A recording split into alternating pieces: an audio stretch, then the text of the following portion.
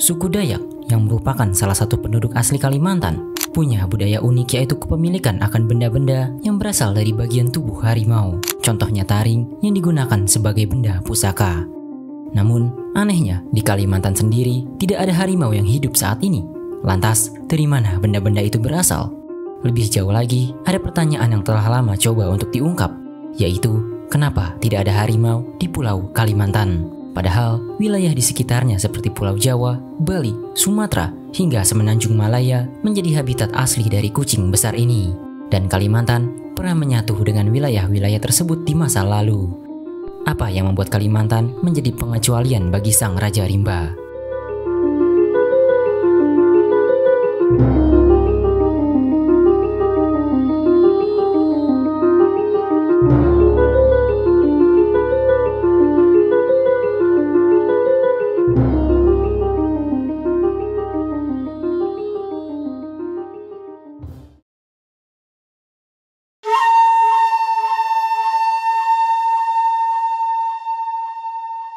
Sudah menjadi pengetahuan umum jika dahulu sekitar 12.000 hingga 2 juta tahun yang lalu, wilayah Indonesia bagian barat menyatu menjadi satu daratan luas yang dikenal dengan paparan Sunda atau Sundaland, menyatukan 3 pulau besar di Indonesia, yaitu Sumatera, Kalimantan, dan Jawa dengan daratan Asia.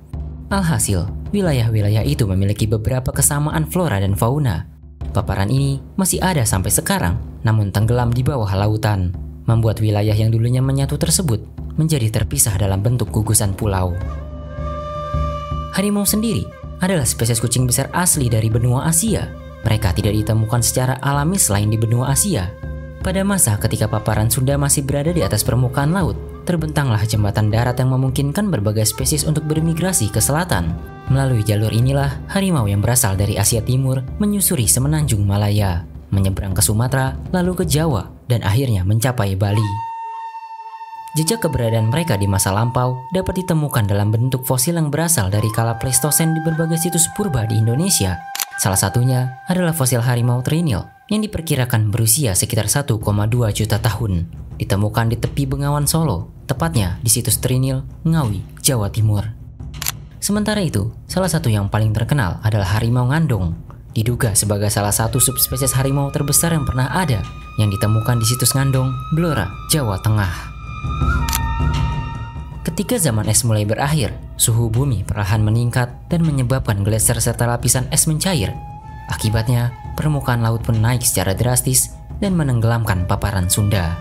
Daratan yang dulunya luas, kini terbagi menjadi gugusan pulau. Di tengah perubahan ini, harimau dan berbagai hewan lainnya kini terjebak di pulau-pulau terpisah. Isolasi geografis ini mendorong mereka berevolusi menjadi subspesies yang unik, menyesuaikan diri dengan kondisi lingkungan masing-masing. Namun, dari wilayah-wilayah yang disebutkan, ada satu yang terlewatkan, yaitu Kalimantan. Jika harimau berhasil menjelajah hingga Sumatera, Jawa, bahkan Bali melalui jalur darat paparan Sunda, lalu kenapa saat ini tidak ada harimau di Kalimantan?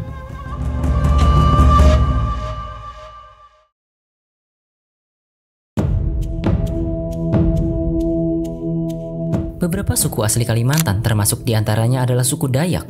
Bagi mereka, harimau bukan hanya hewan liar yang hidup dalam hutan, tapi telah meresap dalam budaya dan narasi. Berbagai catatan yang dilaporkan para peneliti barat juga memaparkan bagaimana harimau begitu melekat dalam budaya masyarakat adat di Kalimantan. Tidak hanya mewujud dalam cerita-cerita, namun juga berbagai benda yang berasal dari bagian tubuh harimau. Taring dan kulit dipercaya sebagai benda pusaka.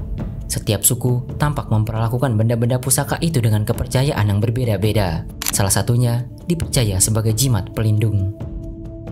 Beberapa masyarakat adat seperti masyarakat adat Ngaju punya sebutan tersendiri untuk harimau, yaitu Harimaung.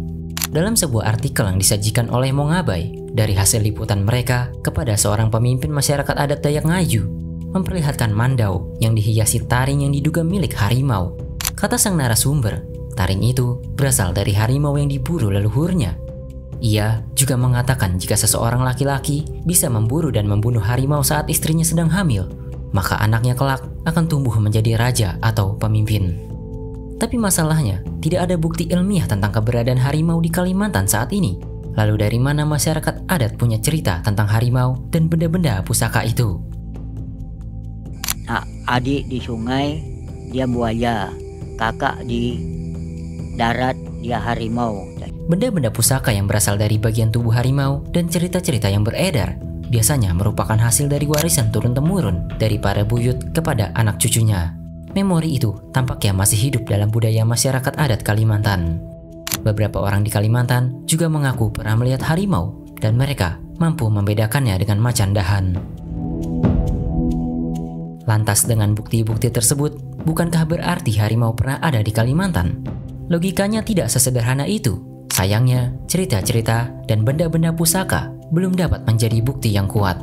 Masih banyak plot hole yang harus dipecahkan sebelum klaim dilakukan. Jika tidak memperhatikan variabel lain, maka hal itu hanya akan menjadi asumsi dan tidak dapat diterima secara ilmiah. Pertama, masih butuh bukti ilmiah untuk memastikan keberadaan harimau. Contohnya, tanda biologis seperti kotoran, bulu, atau mungkin sisa mangsa dengan tanda-tanda bekas buruan harimau, yang kemudian bisa diuji melalui laboratorium. Sampai sekarang, bukti ini belum ada. Pernah ada satu laporan dari seorang penulis asal Slovakia bernama Dusan Gersi pada tahun 1975 yang mengeklaim telah memberikan bukti adanya harimau di Kalimantan. Ia mengaku tidak hanya melihat harimau di dekat Sungai Balayan di Kalimantan Timur, tetapi ia juga mengambil foto hewan tersebut yang kemudian dimuat dalam bukunya. Namun, fotonya bermasalah, keaslian foto-foto tersebut diragukan, dan asal-usulnya masih belum jelas. Tidak dapat membuktikan bahwa foto tersebut benar-benar diambil di Kalimantan. Kedua, budaya masyarakat Kalimantan bisa saja menyerap unsur budaya luar tanpa harus mengalami langsung fenomena yang diangkat. Harimau sangat lekat dengan budaya Melayu dan Dayak di wilayah Kalimantan. Namun, ini bisa jadi hasil dari pengaruh wilayah lain, tempat di mana harimau memang ada secara alami. Terlebih lagi, masyarakat Asia Tenggara dan Asia Selatan memiliki budaya erat terkait harimau, dan Kalimantan di masa lalu telah lama memiliki hubungan erat dengan bangsa lain. Sementara itu, cerita turun-temurun juga bisa berkembang dari mitos yang diimpor, lalu diadaptasi ke dalam cerita lokal. Atau bisa jadi, masyarakat adat Kalimantan dulunya punya nenek moyang yang berasal dari wilayah di mana harimau berada. Hal-hal itulah yang menjadi salah satu dugaan sebagian peneliti.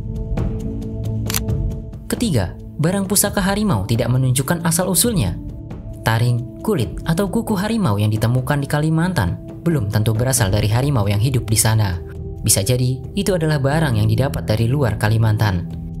Terkait hal ini, ada bukti dokumenter tentang bagian-bagian tubuh harimau yang dibawa ke Kalimantan oleh manusia. Seorang antropolog Belanda pernah membawa tengkorak dan gigi harimau dari Jawa ke Kalimantan sebagai hadiah untuk para pemimpin suku di hulu Sungai Mahakam dan Kapuas di Kalimantan Timur dan Barat. Hubungan budaya yang kuat dengan harimau di Kalimantan bukanlah bukti bahwa harimau pernah ada secara alami di sana. Dalam ilmu pengetahuan, keberadaan suatu spesies harus dibuktikan melalui jejak biologis atau rekaman sejarah yang jelas dan tidak ambigu.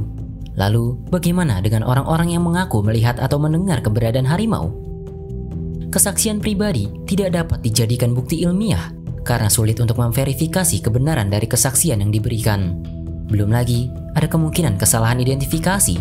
Ketika seseorang sudah percaya harimau itu ada, maka mereka lebih mudah menganggap suara, bayangan, atau hewan tertentu sebagai harimau. Tapi, itu di masa sekarang. Bagaimana dengan masa lalu? Bagaimana dengan bukti paleontologi atau mungkin arkeologi?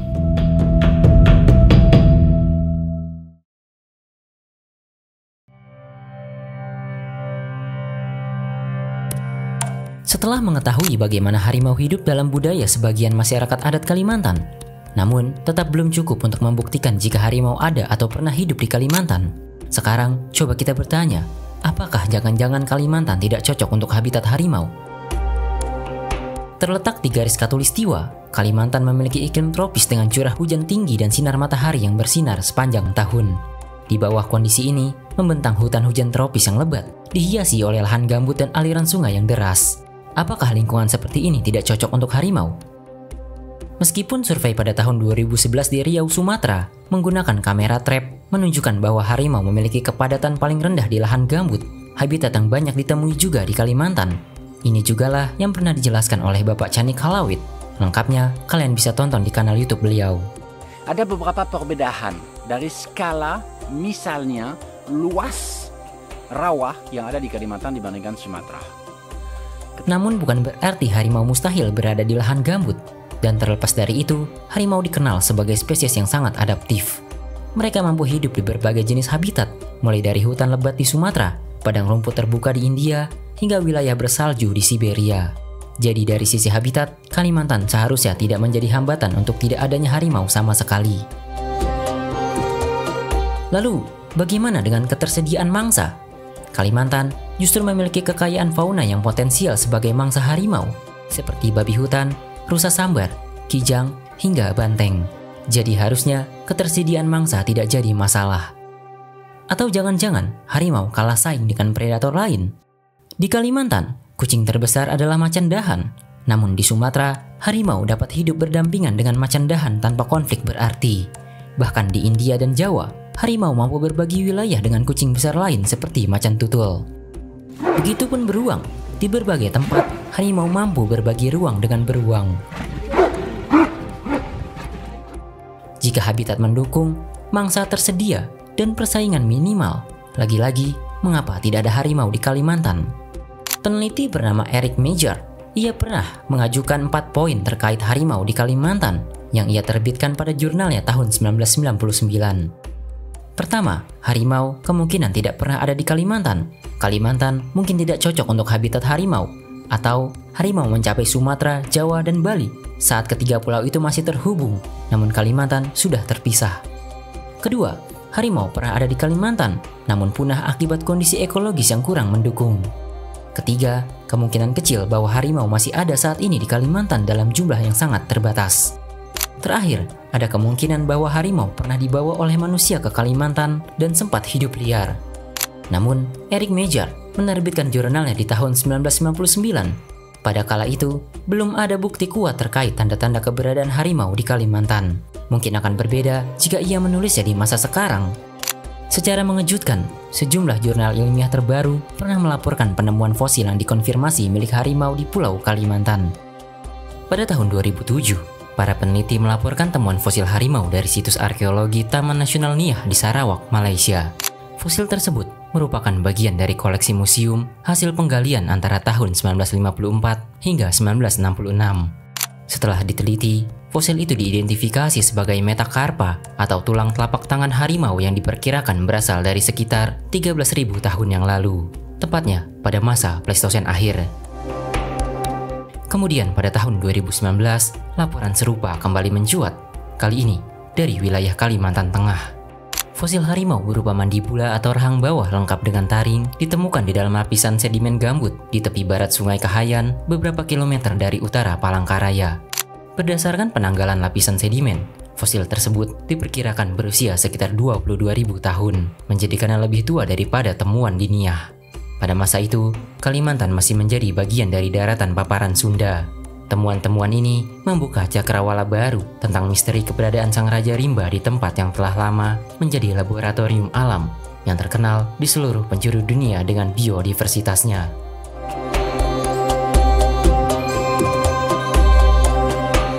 Jadi kesimpulannya, apakah harimau benar-benar pernah hidup di Kalimantan?